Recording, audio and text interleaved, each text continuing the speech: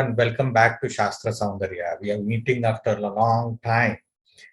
But never mind, today I'm here to present you with one more expert on Gita.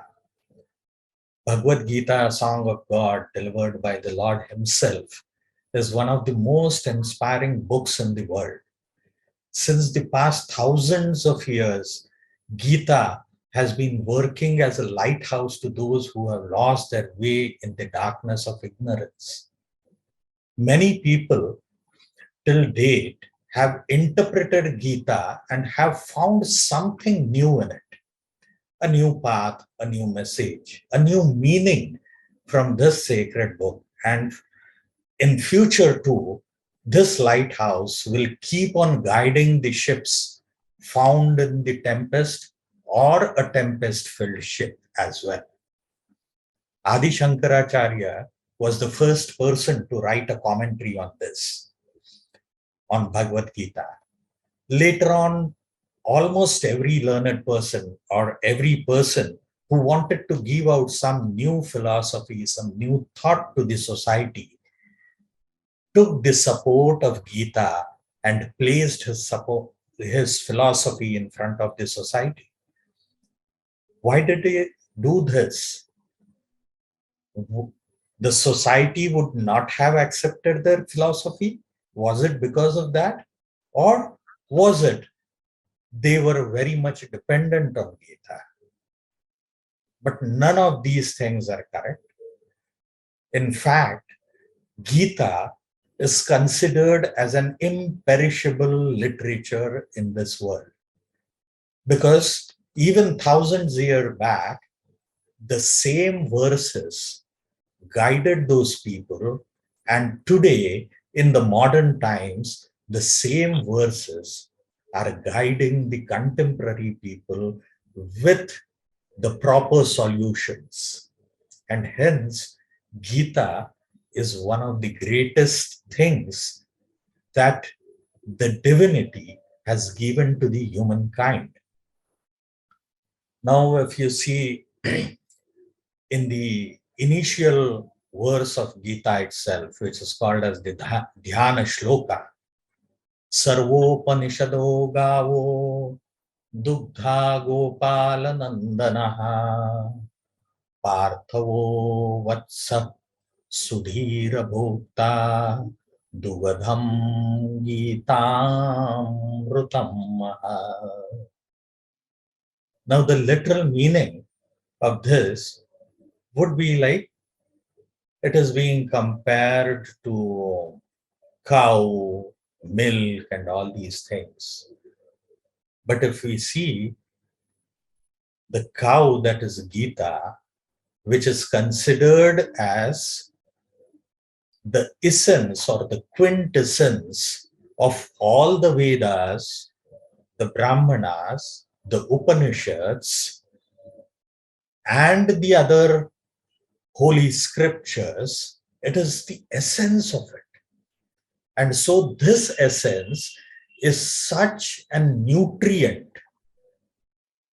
nutrient-full essence that this can be considered as only thing, and you can rest once you know Gita, you can know everything. So today we have with us Dr. Hanifa Menen from Canada.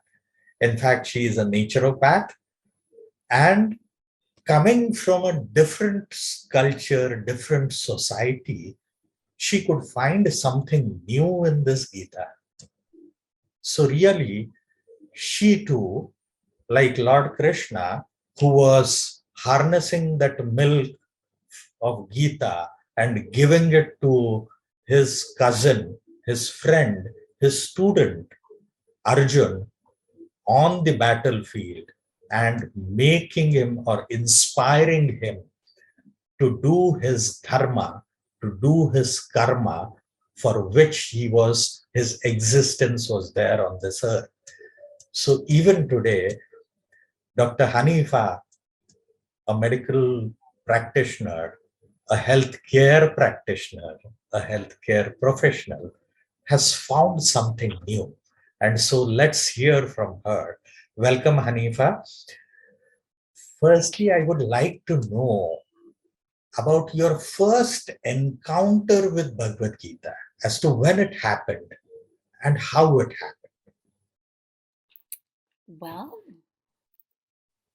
first of all, if you don't mind, I will just make sure that I share that I'm not a medical doctor. I am a healthcare practitioner, and I'm not even a legally um, licensed naturopathic doctor, just so it's very clear legally that I was a naturopathic doctor for 21 years, but I am not right now. I'm a healthcare practitioner focusing on grief recovery and brain retraining. And now I'll come back to your question, which is about my first experience with Bhagavad Gita in this lifetime.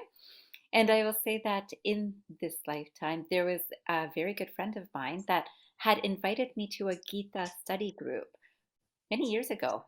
And to be precise, 7 years ago. And at that time, it didn't seem overly interesting to me. So I wasn't really, I was caught up in other things that I was doing. And she'd invite me every year, maybe a few times a year, but at least every year.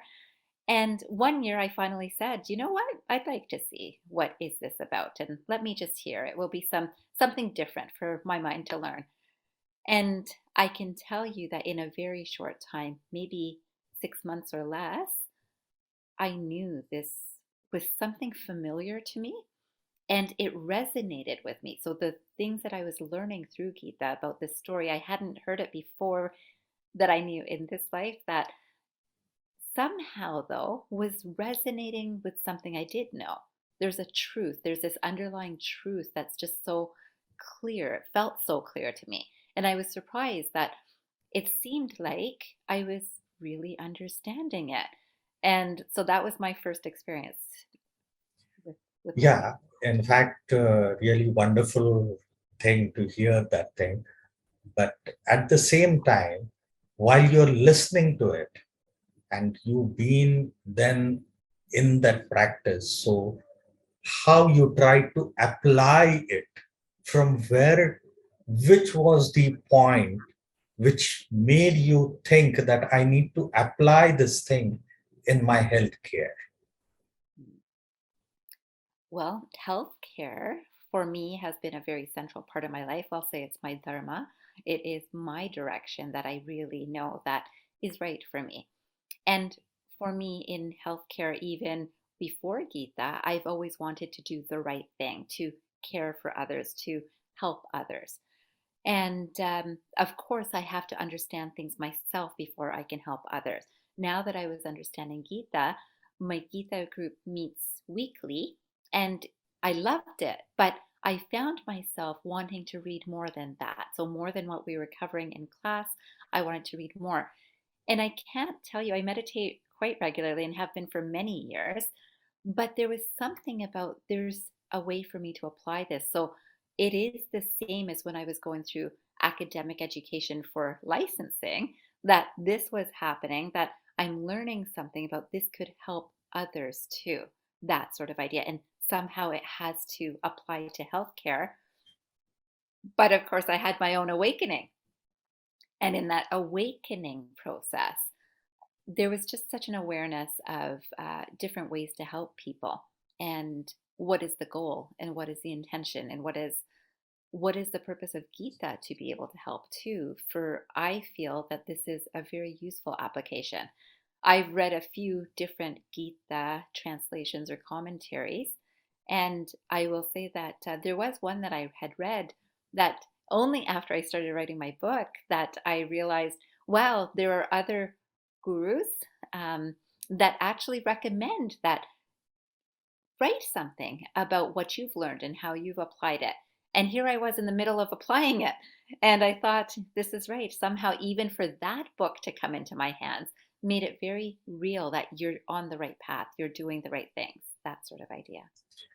Okay, now I'm really very much fascinated with the 13th chapter of Gita, which speaks about the field, the knower of the field, and Mhm. everything. Yes. So, how do you look at it? And has the 13th chapter at any point in time tried to inspire you or to take something from there and apply it in healthcare? I would say every chapter of the Gita has applied, every single one. So when we think about the field, the knower of the field, and we think about what think body, mind, intellect, we think about these different fields, and we think about the field of my occupation, right? That this occupation of healthcare is a large field. Everyone is working with it. And somehow our energy is affecting everyone else too. And so there is a purpose to what I create in terms of this field or how I contribute to this field. And then the knowing of that awareness of this needs to happen because this is that time that there's so much movement towards an egoic perspective of I am doing this, where it's not I am doing this. This is the knower is experiencing through this mind body, but it is not the awareness beyond it, too. So, that sort of idea of being able to pull away from this egoic tendency in this field and knower of the field, it's literally it's the same as what lots of people are talking about, but from different pieces.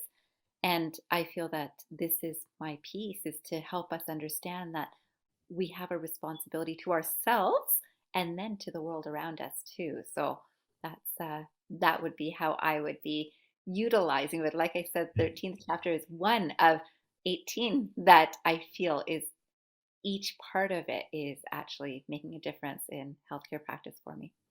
Yeah, now, which are the specific issues that you encountered and you could find a solution? Could you give us just one example of it? Hmm. Grief is something that I work with very much. So it's grief in grief recovery is known as a situation, any experience that creates a conflicting emotion. So if we look at chapter one and we know that um, Arjuna is in this space of grief and wants to fight because it's his warrior profession, we'll say. This is who he is, this is what his work is. Dharma And is. dharma, yes. And yet there is this grief of can I do this to the people that I love on both sides, right? So that sort of idea. So I work with grief regularly. So you can imagine that, that chapter meant a lot to me. That yes, it's what so many people are in. This is everyone is carrying grief of some sort.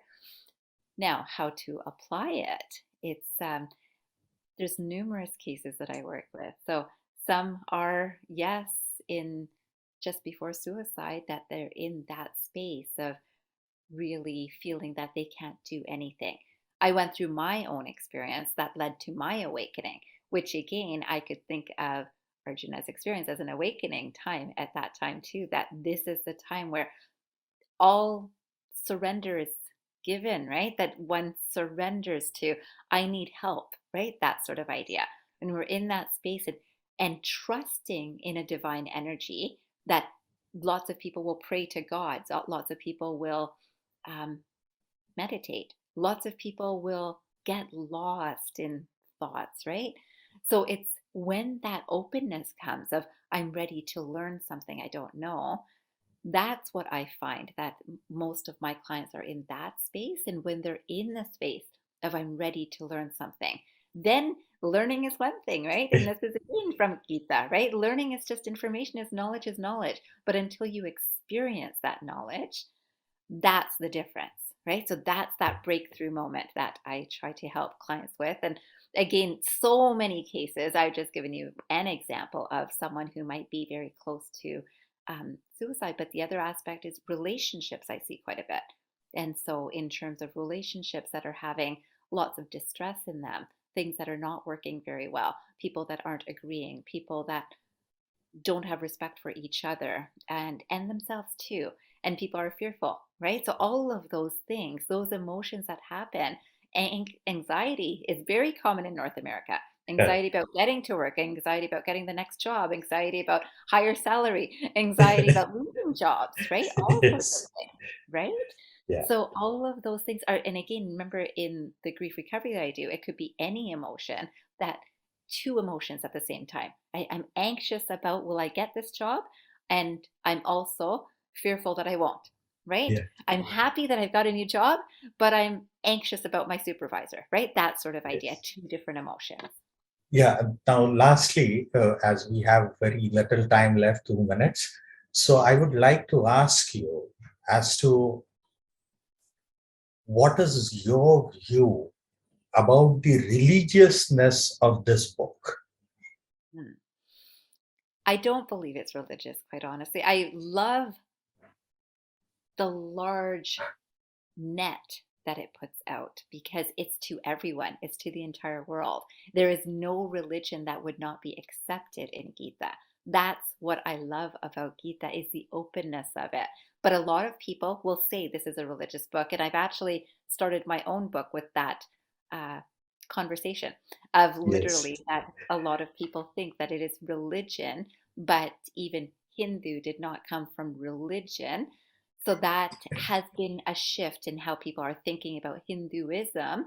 But a lot of people want to categorize people. This is the religion they practice. This is the God they believe in. That sort of idea. I find that the Gita is welcoming to everything. It's just a matter of how a person is thinking. That's all. So it's Thank you. philosophy. Oh, sorry. Go ahead. Yeah, and thank you for talking to us today.